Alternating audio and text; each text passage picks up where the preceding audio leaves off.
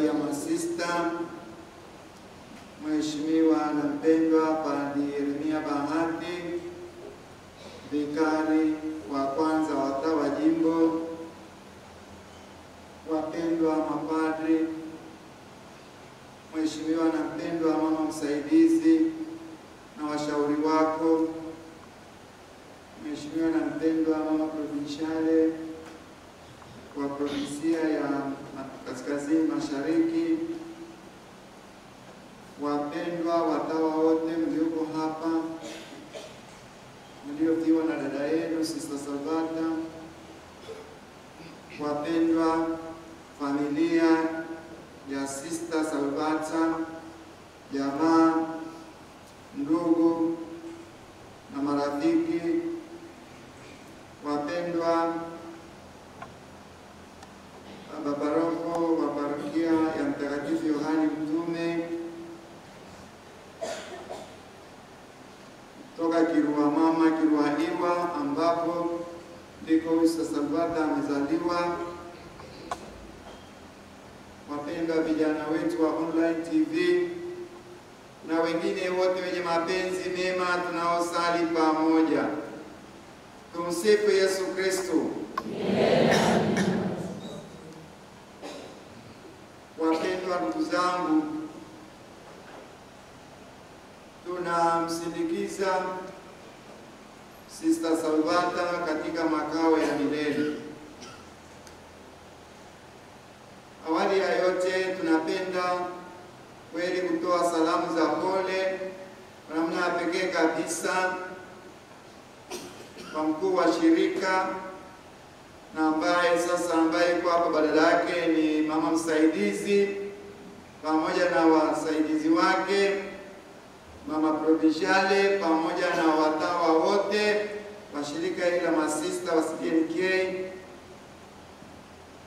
lakini pia kwa namna pekee kwa mapadi wote.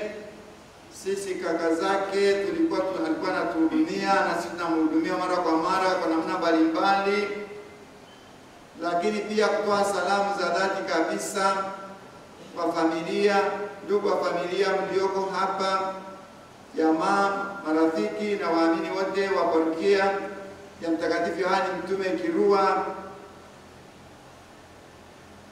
wengine wote wenye mapenzi mema mliomfahamu Sister Salvata kwa namna moja au nyingine. Tunawapa pole sana kwa msiba huu. Poleni sana. Ni msiba wa kanisa, ni msiba wa familia na ni msiba wa jamii.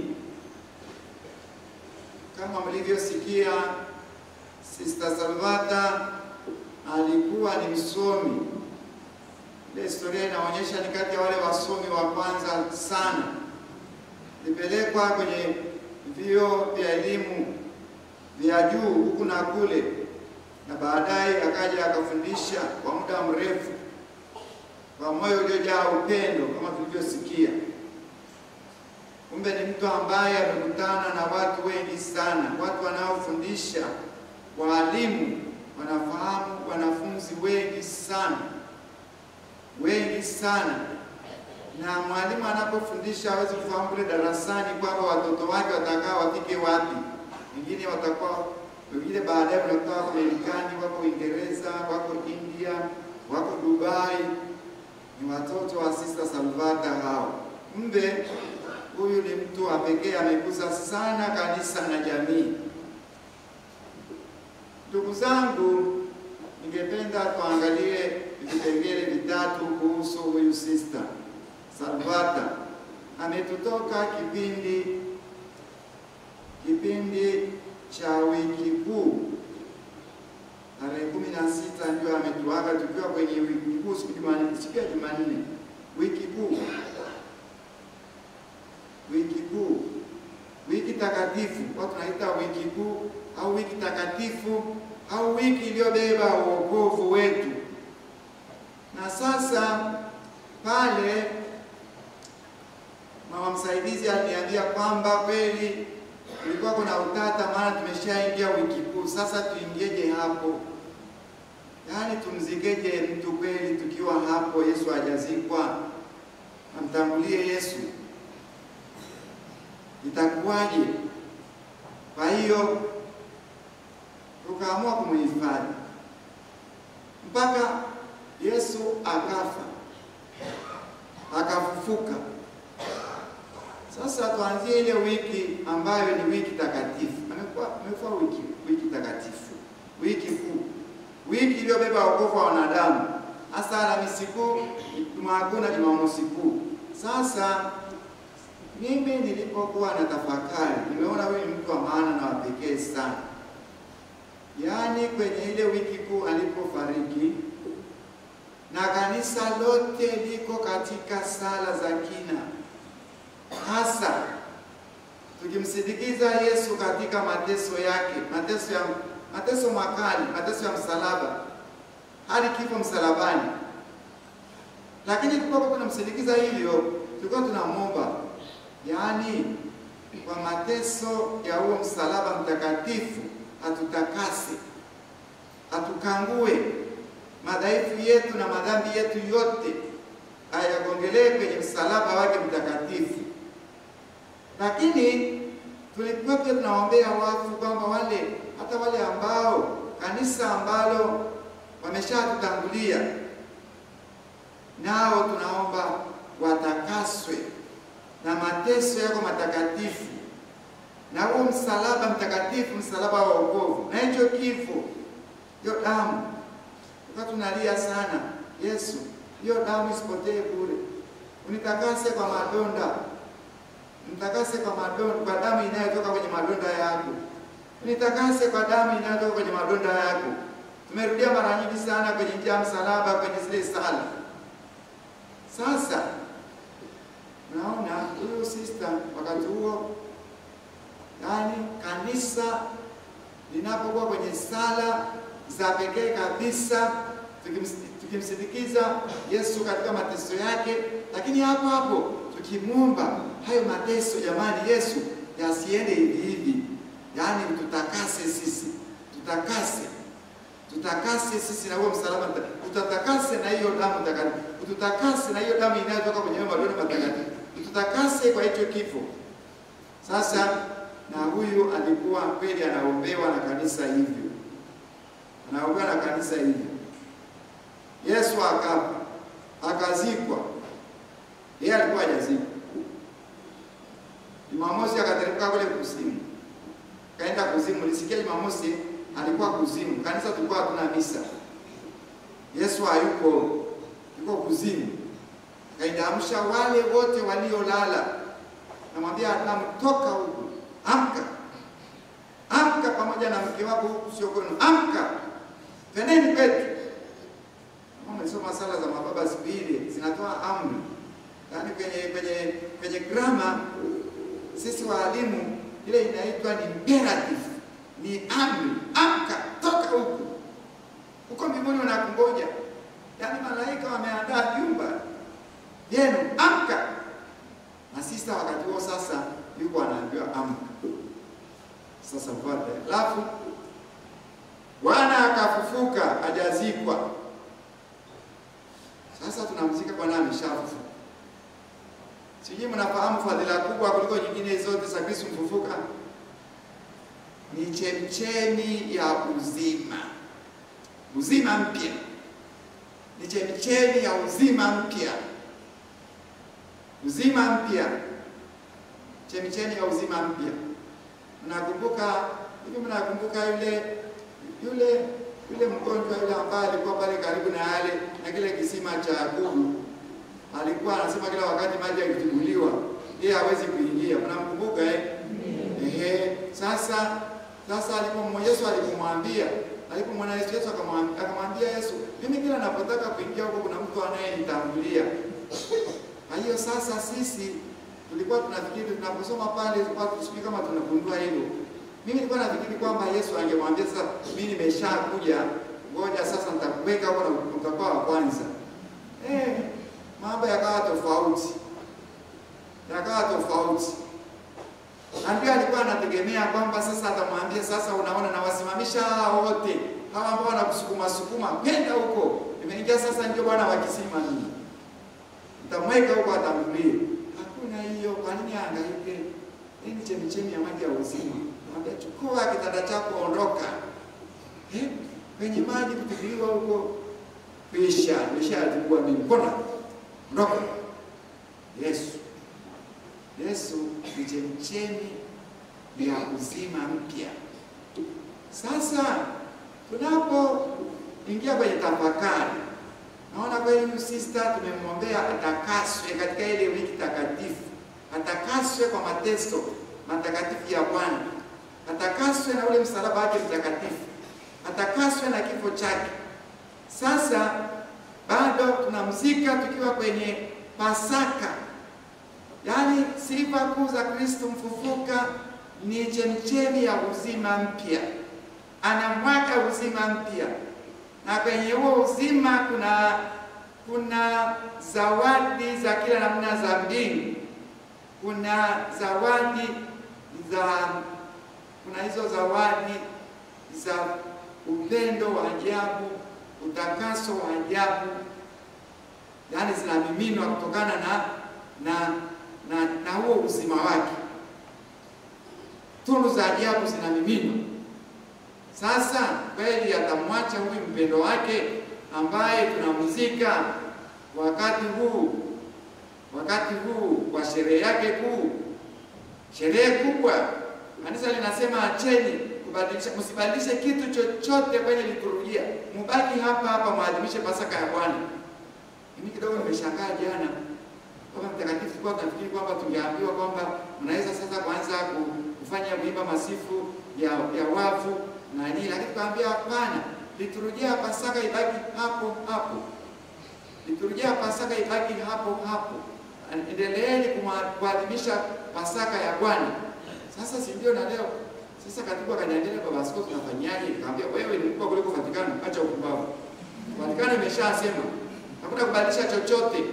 Sasa kwani Sister Sabata ni mkubwa kuliko papa? Nasema papa ni sawa tu, tumkumbuke kwenye misa hiyo ya ufufuko wa Bwana. Ufufuko wa Bwana unamimina kila kitu. Mwambieni msibadilishe ungo wala sala. Sala ziheshimiwe zile. Kanisa hilo, Kanisa Katoliki lina nguvu. Lazima tulifuate. Kanisa Katoliki lina nguvu. Metamka hivi kutoka makao makuu. Sasa mimi nikaona zaidi kweli na mimi ningetamani kufanya kitu hiki. Kweli kabisa, unafikiri Baba Mtakatifu yeye amekuwa na Baba Mtakatifu. Kwa kipindi cha Pasaka ni baraka sana yani. Yaani kama una imani, yani utatakaswa tu na hili fungo. Hili fungo kubwa sana hili. Utatakasa tu. Hawezi kukuacha. Kama ulikuwa na imani na Yesu, lazima tu utakaswe. Na mimi naamini tulivyosikia huyu sister, yani sifa zake huyu, sikiliza sifa zake. Mwajibikaji, chapakazi huyu, lakini ana upendo wa ajabu tumesikia. Lakini heshima ya ajabu. Master ameniambia wakati mwingine alipokuwa anasalimia, yani anainama kama tunavyomsalimia Yesu, kama tunavyomsalimia Baba Mtakatifu. Anamwona Yesu ndani ya nafsi ya wengine, mtakatifu huyo. Wakati mwingine tunadharau sana wengine, tunapita tu na watu wenye majivuno. Inawezekana hata ni mapadri, ni matawa, anakupita hivi tu, anakuangalia tu. Inawezekana hata mtu wa kawaida, anakudharau. Kana mdharau Yesu. Unajua kila mtu ni Yesu mwingine. Bali ni chapa ya Yesu. Kuna siku moja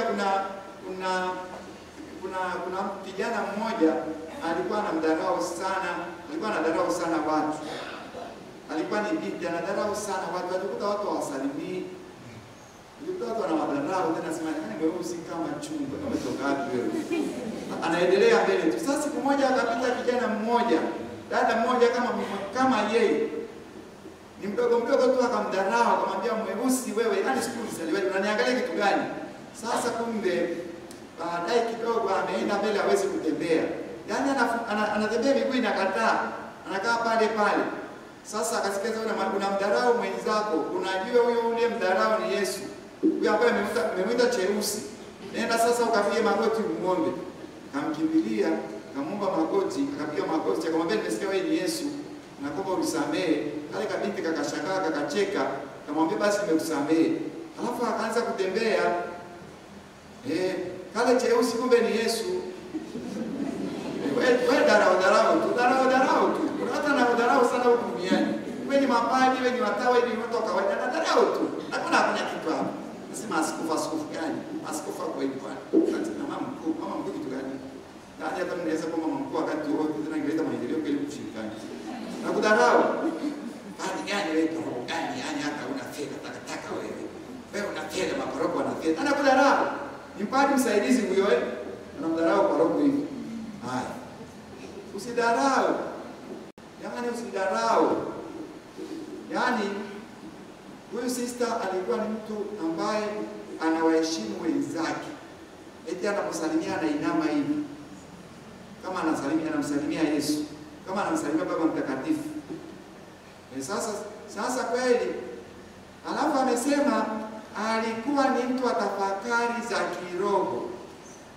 Watu wenye tafakari za kiroho wanafahamu siri nyingi za Yesu na za mbingu. Ndio maana wakianza kukusimulia wamalizi. Na ukiwa na uchungu kwa ukienda kwao unaisha. Wanavyo kutuliza. Anavyoleta mambo ya ajabu. Wana Biblia huko ndani. Biblia sio ya kwetu. Biblia yao anavyoeleza kwa lugha yake ya kawaida. Yaani kuna nguzo unasema jamani. Sasa kwa nini mbona sasa mimi nahangaika hivi ni nini? Ni kweli watu wanaosali wanafahamu siri za Mungu, siri za Yesu nyingi sana. Sasa kama ndio hivyo, si ndio maana yake sasa anashirikishwa kwenye hili fungo la ajabu. Ametakaswa na lile fungo la msalaba na kifo cha Bwana. Sasa anasafishwa tena na hiyo chemichemi ya umilele. Chemichemi ya milele. Chemichemi ya milele ambayo inamwaga hayo maji ya uzima, maji ya uzima. Uzima mpya. Uzima unaoleta faraja ya ajabu. Unaokuinua kwenye mambo ya ajabu. Unaona mambo ya ajabu. Ameingizwa huko huyu. Kwa ndugu zangu, mimi naona huyu sister kwa kweli amefanya kipindi vizuri sana. Na ametakaswa na lile fungo la msalaba la kifo cha Bwana, na anaendelea kutakaswa na Kristo mfufuka ambaye ni chemichemi ya uzima mpya. Naona tunavyosema kwenye ile kauli mbiu ya mwaka mtakatifu. Jubilei kuu mwaka mtakatifu 2025. Mahujaji katika matumaini. Hivi hayo matumaini mnajua ni nini? Hayo ni matumaini yenye heri. Baba Mtakatifu tena ni huyu kwa kweli. Baba Mtakatifu alifariki, ndio ametupa hiyo kauli mbiu. Yaani amesema duniani kuna mambo mengi sana yanayochukiza, watu wanapigana kila mahali, hakuna, lakini akasema hata hivyo tusikate tamaa. Ni kanisa. Yaani sisi tunahiji tunakwenda, tusikate tamaa. Tunahiji katika matumaini. Tunatembea. Yaani kuhiji maana yake sisi wote tunahiji. Sisi ni kanisa la hija. Maana yake nini? Tunarudi kwa Baba. Huku sio kwetu na wanaotukana na wafanya nini? Yaani wote tunahiji. Hata huyu anaita wengine cheusi. Wote tunahiji tunakwenda huko. Lakini sasa hija yetu ni hija ya matumaini. Hapo ndipo tunapokuwa na faraja ya ajabu. Baba Mtakatifu amesema hiyo hija ni ya matumaini. Lakini matumaini gani? Matumaini yenye heri. Heri ni nani? Ni Kristo. Kristo mfufuka. Kama ameshinda na sisi tutashinda. Yaani hawezi kutupoteza. Hayo tunahiji, kuna mateso huku, tunatembea, lakini tunahiji, tunakwenda tu. Na tunahiji, unaambia tena ametuletea wazo lingine vizuri sana. Watu wengi walikuwa wanamtukana Baba Mtakatifu, anasema sijui ikoje, anatuletea mambo ya ajabu. Lakini Baba Mtakatifu alikuwa na mambo mazuri, ni lazima tuone mambo mazuri. Tusione tu madhaifu ya mtu, mambo kidogo mnaanza mnakuza. Baba Mtakatifu ametufundisha mambo mazuri sana, na mimi nayapenda na nayatumia sana. Sinodali. Amesema kanisa ni la kisinodali. Kisinodali yani kama hapa jimboni tunaposema kanisa ni la kisinodi. Tutembee pamoja, tushikane. Yani tutembee pamoja, mapadi, watawa, walei. Tutembee pamoja, tunapohidi. Tunatembea pamoja, hatuko wenyewe. Tunatembea na wagonjwa, tunatembea na vijana wenye nguvu kabisa, tunatembea na watoto, tunatembea na watu ambao wanatia matumaini kabisa, tunatembea na watu ambao yani, lakini tunabebana hivyo, tunasukuma hivyo, yani unatukuta tuko hapa kwenda hivi kidogo, tumeshafika mkuu, tumeshafika hapo robo mkuu, tunakwenda hivyo pamoja, tumefika Mengwe, yani tumeshikana hivyo, tumeshika moyo mjini, yani tunashikana hivyo, unakuta mko kule mbele kule Kibosho msituni. Metikani huku tumeshikana, tunatembea kisinodali. Hiyo demu ni nzuri sana, tutembea kisinodi. Tusiachane. Maana wote ni kaka na dada. Hata kama kuna maskini, kuna matajiri, kuna wagonjwa, kuna watoto, kuna wazee, tunatembea kisinodali. Tunatembea kwa matumaini. Baba Mtakatifu ametufundisha hivi. Yaani mambo ya busara kweli, wewe fanya tutafakari. Tusipotembea kisinodali, mimi nawaambia mapali daima, tutapata shida kubwa. Wewe unataka kutembea kwenye askofu anisisumbue. Kadi uko kwaje na mimi huwezi kutembea mwenyewe. Yaani ukikosa askofu huwezi. Lakini hata pale ukikosa padi haiwezekani. Tukikosa watawa haiwezekani. Tukikosa Wakristo wetu mmoja haiwezekani. Yaani ni kanisa la kisinodali. Tunatembea pamoja. Tunakuwa na joto na faraja na kutiana shime ya ajabu. Kufumba na kufungua tunakuta tuko mbali sana. Sasa huyu sister amekufa na Baba Mtakatifu. Yaani wanazikwa wiki moja na Baba Mtakatifu. Hongera sana Sister Salvati. You are so great. Nazikwa na Baba Mtakatifu. Wiki moja na Baba Mtakatifu. Nimesikia Baba Mtakatifu anazikwa wiki hii. Kwa vile vyombo vya habari siku hizi havina uhakika, hatuwezi kutangaza sana ni lini, lakini kwa hakika ni wiki hii. Tunangojea tena kama mpaka jioni kama watasema ni tarehe hiyo ndio tutangaze, maana wajasema askofu anatangaza kule huruma. Lakini ni wiki hii. Nasema na Baba Mtakatifu. Heshima kubwa sana. Sasa unafikiri kwamba Yesu anaweza kumwacha Baba Mtakatifu huko asema kaenda huko? Anaweza kumwacha Sister Salvata huko asema kaenda huko? Yaani huyu ametakaswa. Lakini jambo lingine ambalo limenifanya pia nikaona siku hii ya pekee ni Maria Magdalena leo katika injili ya leo. Ukisoma Maria Magdalena leo tumemweleza kule kwenye mahubiri ya kule Ngoyoni, tumemweleza kwa namna nyingine. Kwa namna ambayo ni mtu ambaye hakubaliani na mambo haraka. Sawa, lakini turudi kwenye mambo yale ambayo ni ya kweli kabisa, yani ni nomo. Maria Magdalena alikuwa anampenda Yesu sana. Kwa hiyo tangu alipofariki hakuwa na utulivu wowote. Ndio maana Jumapili, hata kabla Jumapili ya asubuhi, wanasema siku saa 10, wengine wanasema saa 9, wengine saa 11, aliamka kutoka na giza, anaenda kaburini. Anakuta lile jiwe limeondolewa. Anarudi, ni usiku. Anarudi. Anaenda kwa Pita na kwa ile kijana aliyependa na Yesu. Kanisa huwa linamuita Mtakatifu Yohane Mtume. Anawaambia wamemuondoa Yesu na hatujui alikomweka. Hiyo ndio lugha yake. Utaiona inarudia daima tu, wamemuondoa. Yaani anaamini tu, yaani ni kwamba kuna mtu tu, watu ambao ni njema wamemuondoa. Sasa leo tena ni version nyingine, amerudi tena. Akaangalia kule akakuta malaika mmoja upande wa kulia na mwingine upande wa kushoto wamevaa nguo nyeupe. Tena yani kwa nguo nyeupe maana yake zinaashiria mbingu. Yaani ingepaswa kuona tu kwamba kweli hapa labda wanatangaza yuko mbinguni. Weupe ni alama ya utakatifu. Nyinyi masista mnapovaa hivi, najua mnatangaza nyinyi matakatifu. Kweli ni alama ya utakatifu. Hebu jitahidi sana kwa watakatifu. Yaani hata watoto wanapiga magoti mbele yenu na wanajua tumepiga magoti mbele ya mtakatifu. Weupe ni ishara ya utakatifu. Yohani aliona kule juu mbinguni wale watu walikuwa wamevaa mavazi meupe, alafu wamebeba matawi ya mtende. Alafu Yohani akasema, "Sasa hao ni wakina nani?" Ile baba akamwambia wale ni wale ambao waliosha mavazi yao katika damu ya Yesu. Wale walitakasa. Sasa Maria ameona wale malaika wanachunga ile kaburi. Yaani akaona wanachunga ile kaburi, yaani wanang'aa kweli, wamevaa mavazi meupe.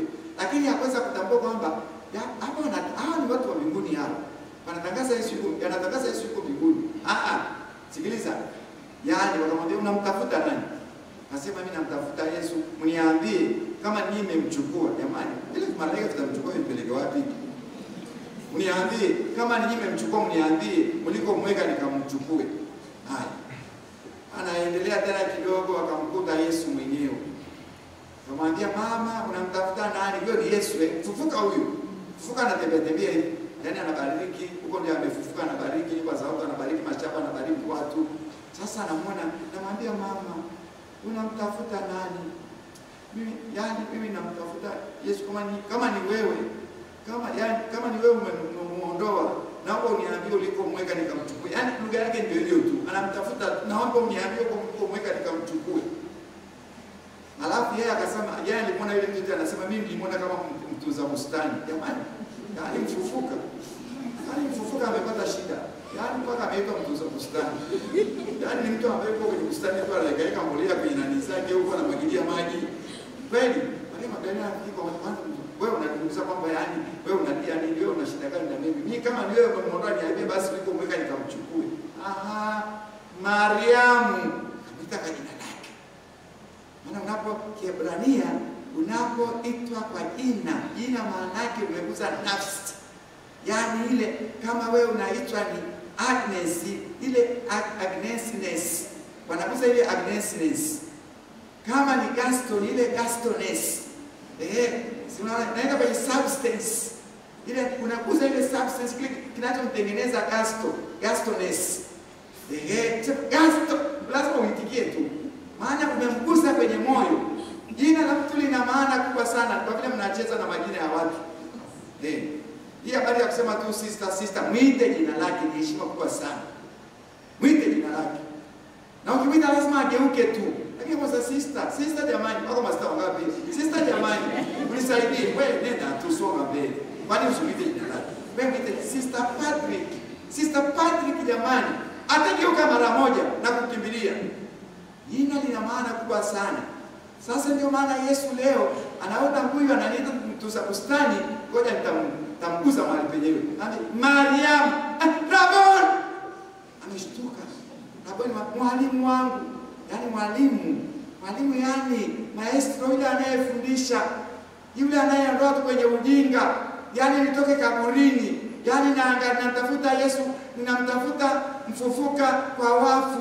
Unaona ndio maana yake mwalimu. Naitaita walimu tu, alikuwa mwalimu huyu. Ndio maana anakufa, yani anazikwa kipindi ambacho mwalimu mwenzake anaadhimisha sherehe kubwa. Ndio. Mwalimu tu mkubwa sana. Mimi naitaita walimu hivi tu. Mwalimu maana yake, yani na Maria anapomwita mwalimu, mjue kwamba anamwambia mwalimu, asante uniondoe kwenye makaburi, mimi nahangaika huko kutafuta wazima katika wafu.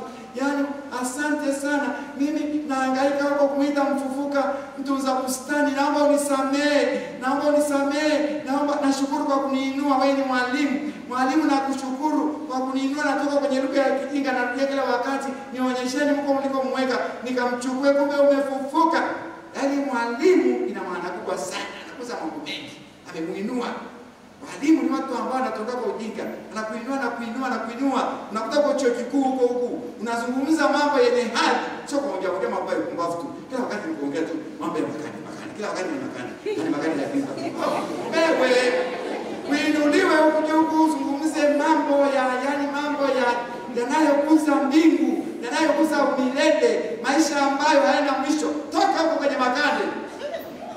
Sasa naona walimu ni watu wenye heshima sana. Sasa muone Maria Magdalena anapo mwalimu wangu amekutana na Yesu ambaye ni mwalimu katika maana halisi. Anamuondoa kwenye ule upumbavu wake wa kwenda kaburini kila wakati kwa kutumia lugha ya kipumbavu. Mmemweka wapi kanchukue? Wewe ni mwanamke, utambebaje kwanza? Utambebaje Yesu? Yesu mfuko hawezi kumbeba wewe. Yaani anabeba mbingu na dunia, utambebaje? Wewe umemweka wapi? Anasema umeniondoa huko, alafu umeniondoa kwenye bustani, kweli nimemuita mfufuka bustani, nimemteremsha mpaka kwenye bustani, naomba unisamehe. Ametoka huko. Sasa Yesu amejifungua kwake. Naona amejitambulisha kwake. Kiumbe cha kwanza. For your information. Tunaficha tu wakati mwingine tunasema eti kwa kweli kutangaza ni mwanamke ndiye alikuwa kwanza kumuona Kristo mfufuka. Sasa ni kweli, tufanyeje sasa? Imeshakuwa hivyo. Ni mtu wa kwanza mwanamke aliyemwona Kristo mfufuka. Kwani alikuwa mwanamume huyo? Alikuwa na nani? Mwanamke Maria Magdalena, wa kwanza kumuona Kristo mfufuka. Hapo katikati hapo kanisa tumejaribu kufunika ili wanaume waonekane kwa kweli na wao wako kweli, ikashindikana. Ukweli utakufanya uwe huru. Hayi ni Maria Magdalena amemuona mfufuka wa kwanza.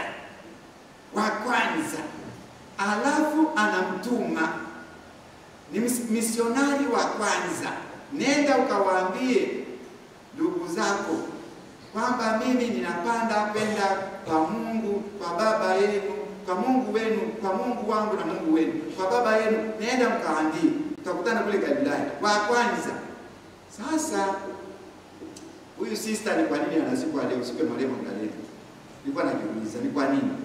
Lazima awe na fadhila nyingi sana zinazofanana na huyu mama.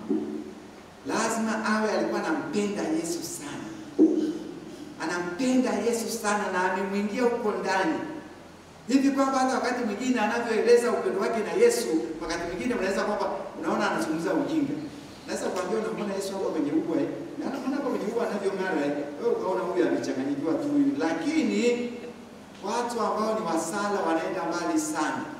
Wanaenda kwenye mysticism huko, wanazama huko. Kwa nini azikwe leo wakati ambapo kanisa limesema tusibadilishe masomo? Tusome masomo ni ya leo na injili ni ya leo. Sasa hiyo injili ya Maria Magdalena na huyu ni mama, lazima kuna mfanano mkubwa sana. Huyu sio mwenzetu huyu. Kumbe jamani, tuendelee kumshukuru Mungu kwa zawadi ya huyu sister, alivyoishi kwa miaka mingi, alivyofundisha mengi katika jamii, katika kanisa na hasa katika shirika la masista wenzake. Tumwombe Mwenyezi Mungu atujalie kuiga fadhila zake. Na nyinyi familia, tunapomzika mtu namna hii muwe na furaha kubwa sana. Amekwenda mbinguni, ni mpenzi wa Mungu huyu. Amekwenda kutuombea. Ameenda ombea familia huko kwenye matatizo ya ajabu. Si mnayafahamu Huko kiruajiwa nafikiri hakuna kitu. Hakuna mahali ambapo tumeachwa. Hakuna. Matatizo ni aina moja tu karibu kila mahali. Kumbe lakini musiwe na mahangaiko, mshukuru Mungu sana kwamba katika familia, katika jamii, jamaa mmempata mtu kama huyu. Huyu ni mtu wa maana sana. Sio kwamba alipokuwa hai tu, na huko mbinguni anakokwenda. Ukaribu wake na Mungu utakuwa maana sana kwetu sisi tuliobaki huku chini. Tuendelee kumshukuru Mungu, tuendelee kumwombea ili kama kuna chochote aweze kumtakasa haraka na kweli ampokee katika makao yake ya milele, aweze kuwa mwombezi wa kanisa, mwombezi wa jamii, mwombezi wa shirika lake na mwombezi wa familia na jamaa. Tumsifu Yesu Kristo. Amen.